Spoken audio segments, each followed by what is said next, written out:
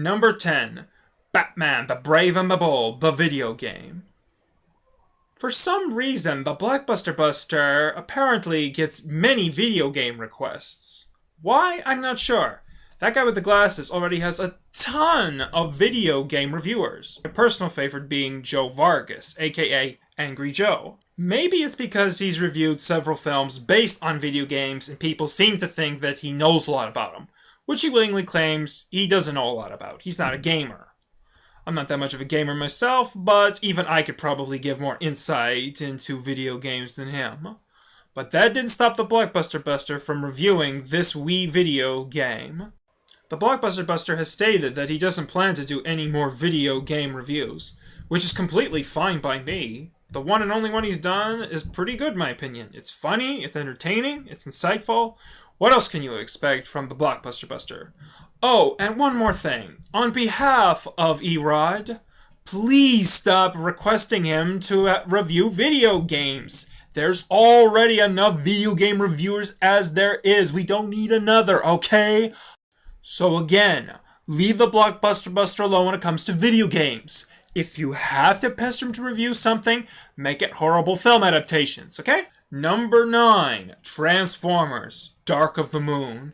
For those of you who don't know, the Blockbuster Buster's very first review was of the very first Michael Bay Transformers film. It was alright, in my opinion. Then years later, he would review Transformers, Revenge of the Fallen. That review was much better. But then came Dark of the Moon, and oh boy, did ERod really give it his all for this review. This review is as funny as usual for the Blockbuster Buster, but what I think is really entertaining is that he had the Decepticon symbol show up when the human actors took over, and have the Autobot symbol show up when the Transformers took over. Because, as he's pointed out, it's called the Transformers. It should be about the Transformers, not these awful human characters. My personal favorite joke in this review was his joke about a certain character's demise. I won't spoil it for you, but suffice to say that I was rolling on the floor with laughter. Considering the improved quality with each and every single Transformers movie review, I can't wait to see the Blockbuster Buster bust Transformers 4 next year. I donate to his Patreon for it, but I'm a little short on cash, so if you've got the money, please donate so the Blockbuster Buster can give us a really great review of Transformers 4. Oh, and one more thing. Bay! Number 8. Top voiceover actor videos.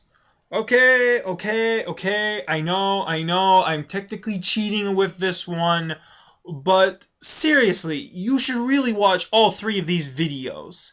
Each and every single one of them are spectacular, even if he does make a few mistakes here or there. If you're wondering what these videos are about, ERod essentially talks about several major voice actors in the voiceover industry. And I completely agree with him. Voice actors are really underrated, despite being arguably some of the most talented people in the entertainment industry. These videos are both insightful and educational. I learned a great deal about voice acting from watching these. If you appreciate the voice actors and voice actresses who lend their voices to cartoons, movies, video games, then you should definitely check out these videos. All 3 of them. Number 7. Teen Titans Honest Review. Now for those of you who don't know, the Teen Titans is one of my favorite TV series. Heck, it was one of the main reasons why I got into superheroes in the first place. And the Blockbuster Buster just did a spectacular job in capturing why this show is so amazing. Not only was it great to see one of my favorite internet reviewers talk about one of my favorite TV shows of all time, he even taught me stuff that I didn't know about the show. For example, I always just assumed that the Japanese opening of the Teen Titans show was a direct translation of the English version, but as he pointed out, it's actually pretty different. Although, I do know something that the Blockbuster Buster didn't point out. The Japanese opening plays at the beginning of silly episodes of the Teen Titans, whereas the usual English version plays at the beginning of serious episodes. The only exception to this was Nevermore. But in spite of that, the Blockbuster Buster was completely and utterly thorough, talking in depth about each of the 5 Titans and each of the 5 seasons, to the point that if I were to ever deviate from reviewing anime and talk about superheroes at any point, I wouldn't touch reviewing Teen Titans with a 10-foot pole. There is nothing for me to talk about now. Nothing. He covered it all. Here's to you, Blockbuster Buster, for doing justice to one of my favorite shows. Number 6, Son of the Mask. For those of you who don't know, the Nostalgia Critic and Mike J had already reviewed this movie, and yet the Blockbuster Buster's fans kept requesting him to review it over and over and over again. So, what was he supposed to do? Well, I'll tell you what he did. He decided to pretend that the movie had driven him insane and decided to review the movie in a straitjacket, nuttier than a jaybird. What followed, in my opinion, is the funniest review the Blockbuster Buster has ever made. The Blockbuster Buster and his fans enjoyed this episode so much that the Blockbuster Buster did it again with Wicker Man. And while I also enjoy that a great deal, my heart still belongs to Son of the Mask. I had seen this movie several times, and it brought me a great deal of joy to see ERod driven insane by this movie that had me grinding my teeth. I don't even want to mention any of the numerous great jokes in here. Just watch it for yourself. Believe me, it's worth it. So thank you, Blockbuster Buster. It may have drove you nuts, but I certainly enjoyed watching your mental breakdown.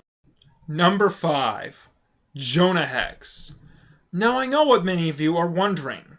Why, of all of the busting reviews has he done over the years, did I pick this one as my 5th favorite? Well, the answer to that is simple. This was the very first time that I ever watched ERod riff and bust a movie. Yep. This is the very first Blockbuster video I ever watched, and it left a huge impact on me.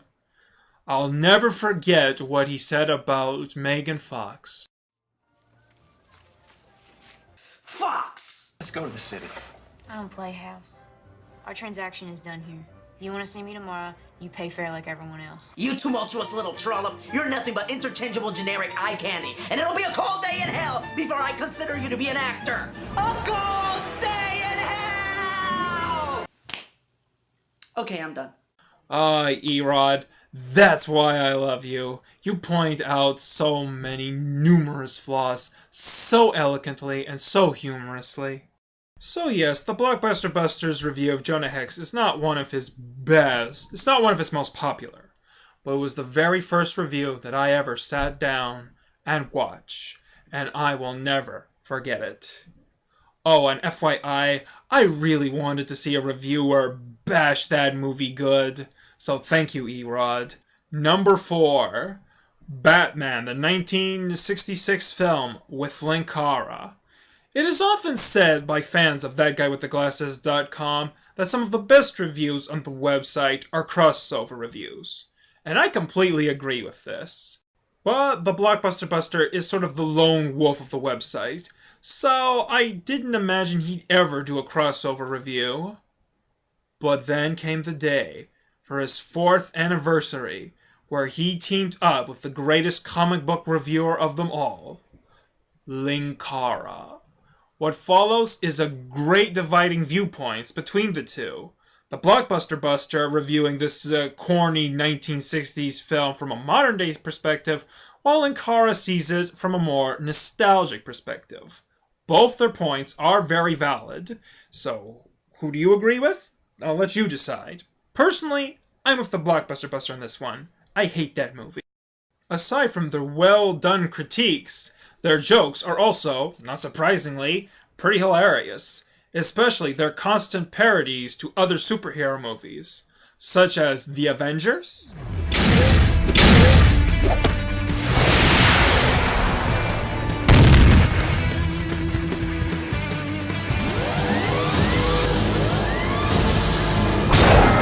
and The Dark Knight.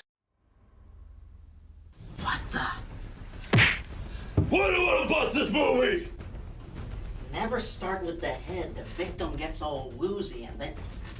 And while they have done another crossover review together recently, of Flash Gordon, my favorite will, and probably be for the foreseeable future, the Adam West Batman film. It was the first time these two ever worked together, and it was glorious.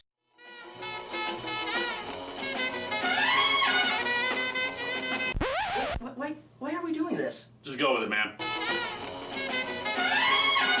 Number 3, Astro Boy. Now again, you may be wondering, why did I pick this review as one of my favorites over other busting reviews? Well, again, real simple. This was the very first review that the Blockbuster Buster put on thatguywiththeglasses.com. For years, he really wanted to get onto this website. Heck, one video he even parodied many of the reviewers as a sort of mockingly good-natured gesture. And then, to finally get on this site that he's been trying to get on for years, to finally achieve his goal, must have gave him just immense satisfaction. And it doesn't hurt that the review is also pretty entertaining. But again, just to be expected with him. Number 2, the top 10 Bruce Campbell characters. Now personally, I'm not a huge fan of Bruce Campbell, but holy cow, did I gain a new appreciation for him after this video. I guarantee you that there's probably no one else out there that's as big a Bruce Campbell fan, has seen as much of his catalog of work as Eric Rodriguez. This video goes into almost every single major role that the Bruce Campbell has done. And the Blockbuster Buster just shows his passion and dedication to this man. I mean, wow. It's almost awe-inspiring. Part of me hopes that one day I could be that inspirational to someone, but I highly doubt that'll ever happen. I just absolutely love this video. There's no other greater argument, in my opinion, that Bruce Campbell does not deserve the title he's been given as a B-rank actor.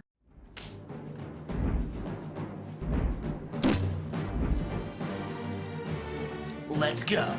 And now for my number 1 personal favorite Blockbuster video. The top 10 fan films. Now I have a bit of a confession to make here.